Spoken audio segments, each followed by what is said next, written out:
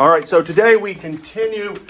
We are on myth 2. I hope I'm on the right one. I think we did selfish a couple weeks ago, but either way, we're going to talk about it again. If we're not, the sign of disobedience. Now, remember I said that if we actually got into class a little bit sooner, we might move through 2 of them at a time, but I don't think we're ever going to do that. So, we are into myth 2, the sign of disobedience, and we've kind of talked about this in the past, that sometimes I've talked to a lot of Christian people that just don't think that we, as a creation, should be able to set boundaries, that we should just accept whatever people want to do to us, that our job is to emulate Christ and everything we do and emulate God and all this, and that we just kind of allow people to just do whatever. Because Jesus, he let them crucify him, right? And so since Jesus let the people crucify him, that we should be able to let people do whatever they want to do to us. So that means we can't set boundaries. We can't tell people no. We can't not allow people to mistreat us, right? Turn the other cheek, as we might say, as we've commented about that. Or, go the extra mile, or whatever it is that, however it is you might look at that, right? We should not defend ourselves. We should not stand up for ourselves. We should just remain quiet and peaceful like Surfer Jesus would want us to be. And so, what do you think about that? No. No? Okay.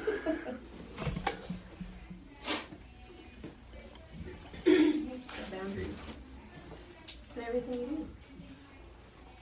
The government sets boundaries. Nature sets boundaries. God set boundaries. Mm-hmm. Well, why can't we set boundaries? Well, we've walked through a lot of that stuff as we've studied this, that God had boundaries. God knows exactly who He is. God knows exactly what He wants, and God knows what He will and will not accept. So God sets boundaries. How many of you think Jesus set boundaries? Right? We talked about Jesus. He set boundaries with the people that were closest to Him. He set boundaries with the apostles even. Remember when Peter came up and told him he had to stop talking crazy to the people because he was chasing them away? What did He say to Peter? Get me hence.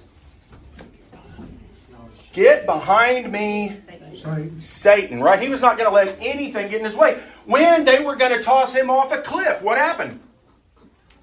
This would be Jesus. He just walked away in the midst of things. You see several examples where Jesus did not allow things to happen to Him. Right? Even when He was a young child, right? And He stayed behind in Jerusalem when His parents had wandered off. Now, how many of you would like to get 2 days and not know where your kid is? Who would enjoy the peace? Right? But they got 2 days before they realized He wasn't with the caravan of people that they were traveling in. They went back, found Him where? In the temple. What did Jesus say to them? Didn't you know? I had to be about my Father's business. That's right. That was even a boundary from Jesus to His parents, which is an interesting thing at age 13 years old, 12, 13 years old, that He said a little bit about it. He said, don't you, I'm on this path, I'm on this process. They know who He is. There's no question in Mary and Joseph's mind who Jesus is, or what His purpose is. I don't know that they fully understood it just like anybody else did. But He's like, hey, wait a minute. He wasn't disrespectful about it, but it also says that He did what from that point? He listened to Him, He followed Him, He respected His parents as His parents, right? But He set some boundaries there, right? What kind of boundaries does God set?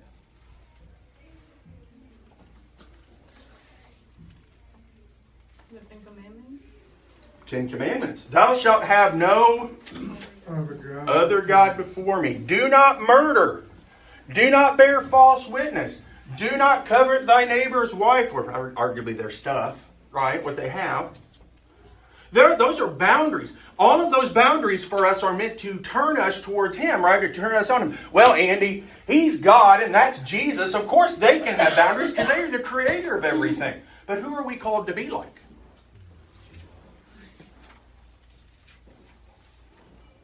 Ray said Jesus, right?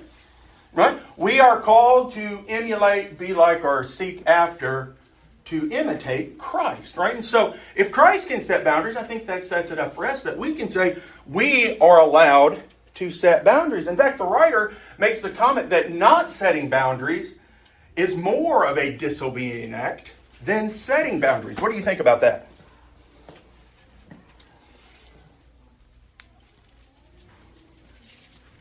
Without rules, you have chaos.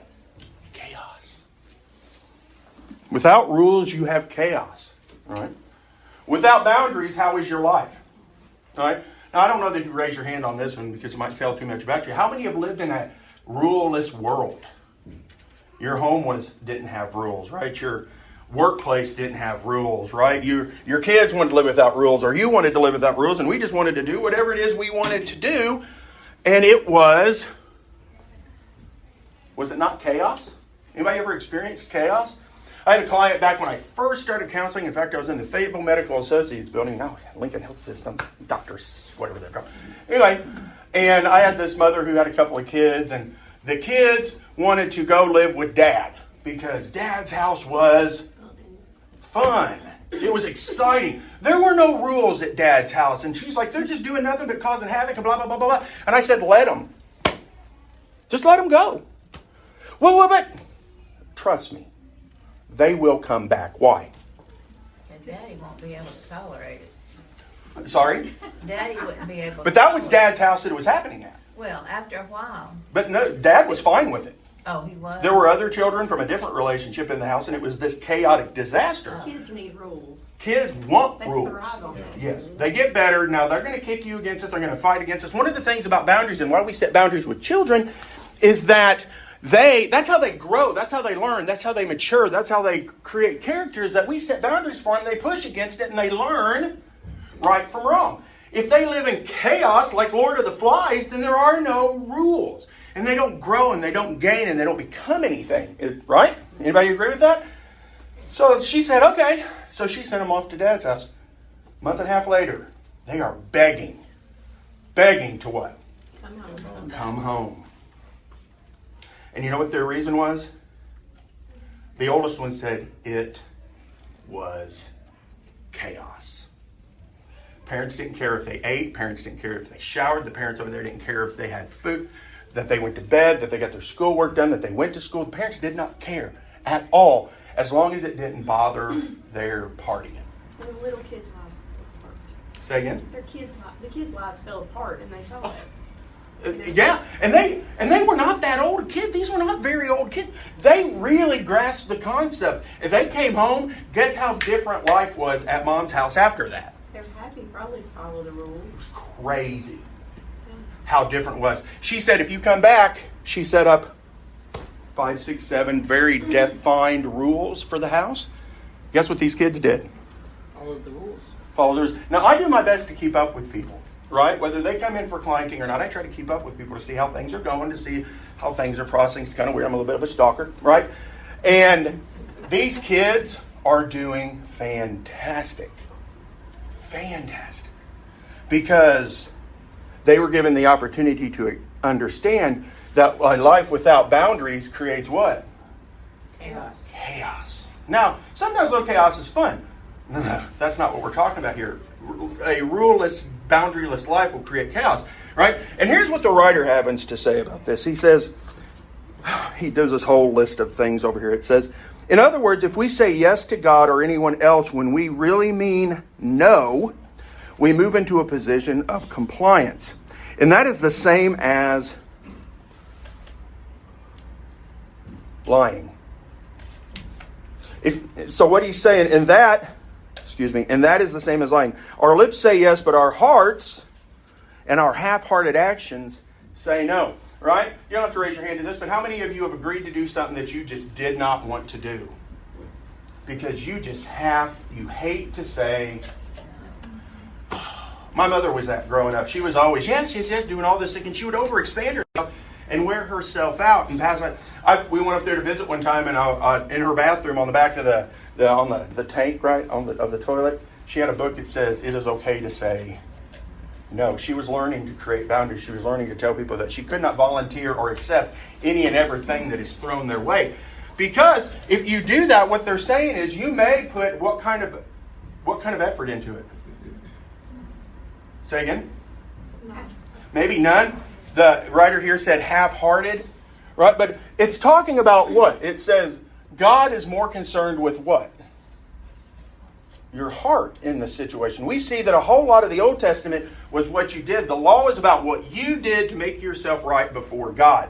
All right? And then Jesus comes and turns everything kind of upside down and inside out and says it's not about what you are able to do to lock in your salvation. But salvation is actually what? Starts with a G, ends with an if. Somebody say it. Salvation is a gift. Is that correct? Right? It's given to us freely. Now, we are asked to live our life this particular way, and there are expectations that we are called on to do, but He wants to know about our heart. Read the Sermon on the Mount. Right? When Jesus tells them, you have heard it said, but I tell you, He shifts it from what you're doing to the intent, right? How many of you think intent is a great big huge word? Right? Intent. How many of us have ever said to somebody, that was not my intent. That is not the intent of the law.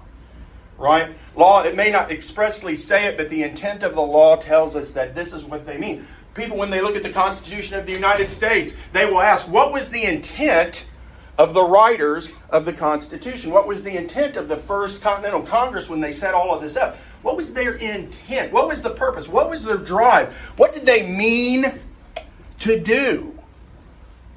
I talk to people a lot about intent. We've talked about it in here, right? Positive intent or negative intent is what does somebody mean to do to me? Or what do I mean to do to somebody else? Is it considered positive or negative in the way that I do things? Well, my boundaries are positive intent, right? Because I mean to set an appropriate level of whatever it happens to be to protect not just me, but who? You. So when I set a boundary that says no, it's not because I'm a jerk who won't do what you're asking me to do. I can't believe you won't do it. What do you mean you won't? Right? No, that's not what that means. That means that will not, number one, it probably won't turn out well. It won't be my best effort if I say yes. And this writer says it's lying for that much. It says, why is this important? Because it illustrates a biblical principle. An internal no nullifies an external yes. An internal no nullifies an external yes. God is more concerned with the heart than He is with our outward compliance. He says, for I desire mercy, not sacrifice, and acknowledgement of God rather than burnt offerings. Hosea 6:6. Making the assumption Hosea. that all boundaries are positive and sometimes they're negative, meant to punish people. Yes, but is that actually a negative boundary, though?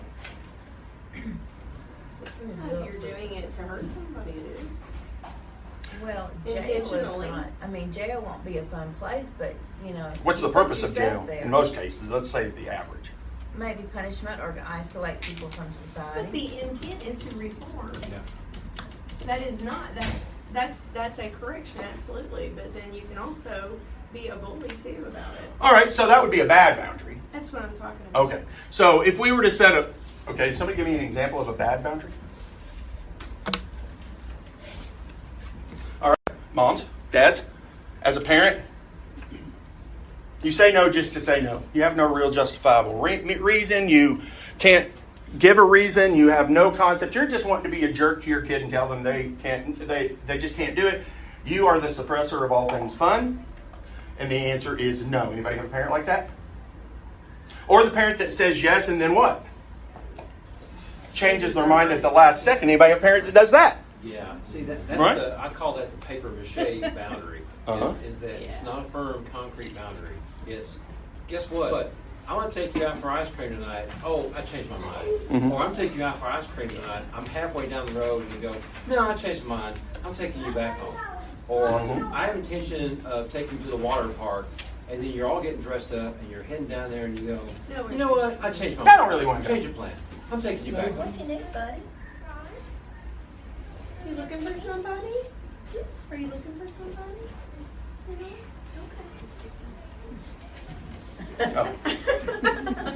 He's a cutie. I hear this a lot in practice with parents who are divorced and there's visitation and one of the parents is somewhat flaky. And maybe not even flaky, they are an intentionally jerk. And I'm going to tell you, I'm going to be honest with you, if there are 10 couples, 9 of them are the dad. That's the jerk. I'm just going to tell you. Out of the experience that I've had, I'm not saying anything about guys and I'm not making any assumptions, but that is what I've experienced. Hey, I'll be there at 4 to pick you up on Friday. 4:15, 4:30, 4:45, 6 o'clock, calling, by the way, I'm not texting, coming. reaching out. They don't even respond. They don't even respond to the messages. And you know what there is? Oh, well, something came up. There's no, I'm sorry, man, I didn't end up working and I didn't have access to a phone. Or there wasn't anything that is a reasonable explanation, not excuse, but even explanation for. Sometimes things happen, right? And you can't do everything. But you know what they do? They just don't show up. Well, there was something better that came up, something more fun that came up, something more entertaining that came up. Is that what she says, or is that what he agrees that that's what he did? In other words, You're questioning the mama telling the story that the dad Yes. didn't show up. Well, I've had both. That the mom, in that particular situation, since it's the dad we're talking about, just makes excuses. Or sometimes mom will try to cover for it. Dad will try to cover for it. But it may be an act of aggravation between the couple. And they try to make that other parent look bad. Happens a lot. But in these situations, it's just the parent doesn't show up. And they give no viable explanation for why it is they didn't show up. Oh, I just had something else to do. Something better came up. How does that kid feel? Neglected and alone and unloved. They make a promise and they're just not going to keep. And chaos. Or That's I don't show up on Friday, but I'm going to show up on Thursday. Just out of nowhere. Unplanned, you're coming with me. Chaos. That's chaos. The child's like, that's not the plan because I need structure. With the appropriate boundary, the kid needs to know that there is some kind of structure, organization to their life, right? In this particular situation, there's got to be organization to life in some way, shape, or form. But that's the same in all of our lives, isn't it? Do you like it when a family member does that? Do you like it when a family member says, hey, I'm going to show up at, and then what? Anybody have any family members like that? Hey, I'll be there at 4 o'clock and 6, 7, 8. Right? I've had people within my counseling practice make an appointment. I run the hour, right? There is no double booking in my business, right? Your average doctor can double, triple book, and they'll just see 3 or 4 people in this time frame. I'm not able to do that. Ours have to be a certain amount of time. And they'll show up a half an hour late. I'm like, it says on the paperwork you need to be here within 10 minutes of your appointment. Oh, well, this happened or that, or I just kind of forgot about it, or, we stopped and got coffee, and there was a line, and then it'll bring me coffee, right?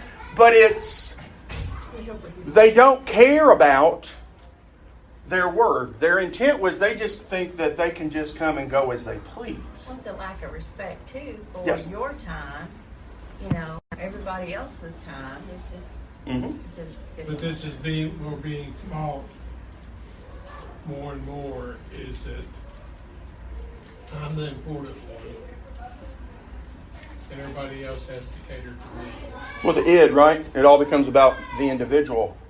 after the second time that parent don't show up, speaking from first-hand knowledge,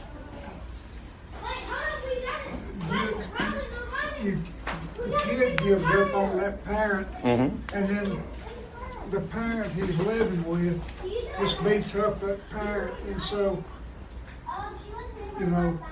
it's like you don't have but one parent, and that's the one you're living with. And it creates chaos. You feel like a lack of trust too. Say again? To create a lack of trust. Absolutely.